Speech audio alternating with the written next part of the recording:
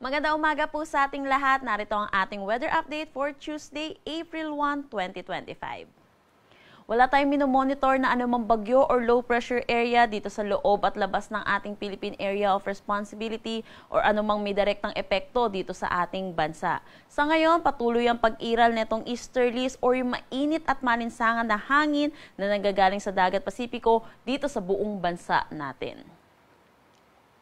Para sa magiging panahon natin ngayong araw, inaasahan natin dulot nitong northeasterly wind flow ay makakaranas ng maulap na papawirin na may mga mahihinang pag-ulan dito sa may Batanes, pati na rin dito sa Babuyan Islands.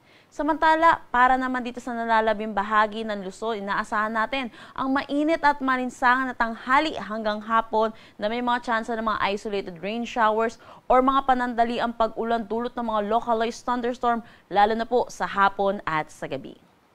Agwat ng temperatura for Metro Manila at Tuguegarao 24 to 33 degrees Celsius, Lawag 26 to 34 degrees Celsius. Baguio asahan natin ng 17 to 26 degrees Celsius, Legazpi 24 to 31 at Tagaytay 23 to 32 degrees Celsius.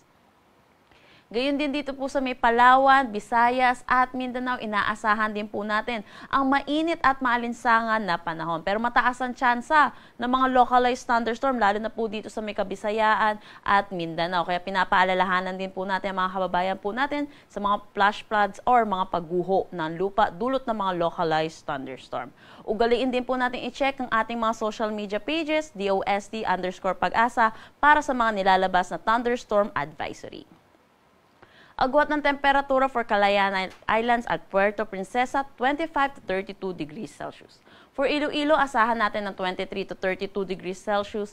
Tacloban, 24 to 32 degrees Celsius. Cebu at Cagayan de Oro, 25 to 32 degrees Celsius. Zamboanga, 23 to 32 degrees Celsius. At Davao, 24 to 33 degrees Celsius. Para naman sa ating heat index kahapon sa Metro Manila, nakapagtala po tayo ng 37 to 38 degrees Celsius. Ang pinakamataas po nating naitala ay dito po sa Dagupan City, Pangasinan with 48 degrees Celsius. 44 degrees Celsius naman sa Iba, Zambales, 43 degrees Celsius sa Birac, Catanduanes, at 42 degrees Celsius dito sa Butuan City, Agusan del Norte. Para naman sa forecast natin ngayong araw, hinggil po dito sa heat index, for Metro Manila, inaasahan po natin ng heat index na 37 degrees Celsius. Pinakamataas pa rin po dito sa Dagupan City, Pangasinan with 46 degrees Celsius. Sa Iba, Zambales, 43 degrees Celsius.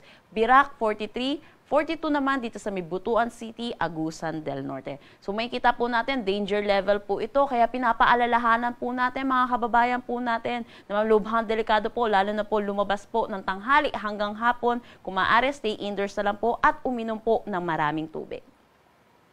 Wala rin tayong nakataas na anumang gale warning sa anumang seaboards po ng ating bansa.